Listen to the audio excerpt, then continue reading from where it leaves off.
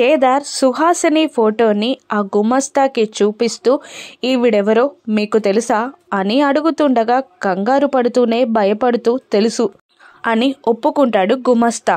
ఎవరు అని కేదార్ అడుగుతుండగా ఈ సంస్థానానికి వారసురాలు, ఏకైక వారసురాలు అని చెప్తాడు గుమస్తా. దాంతో కేదార్ కళ్ళలో నీళ్లు తిరుగుతూ ఉంటాయి. ఆ తర్వాత ఏం జరిగింది అని జగదాత్రి అడుగుతూ ఉండగా ఈ సుహాసిని అమ్మగారు వజ్రపాటి సుధాకర్ అనే అబ్బాయిని ప్రేమించింది, పెళ్లి చేసుకుంది. ఈ ఆస్తి అంతస్తులు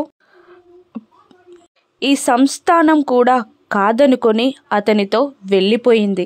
ఆ తర్వాత ఆవిడకి ఒక కొడుకు కూడా పుట్టారని మాకు తెలిసింది అని అనగానే కేదార్ ఎమోషనల్గా బ్రేక్ డౌన్ అవుతాడు.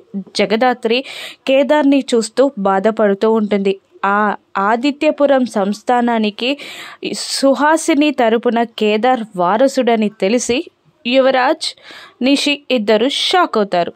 అంత ఆస్తి కేదార్కి ఉందని తెలుసుకున్నాక యువరాజ్, నిషిక ప్రవర్తనలో మార్పు వస్తుందా?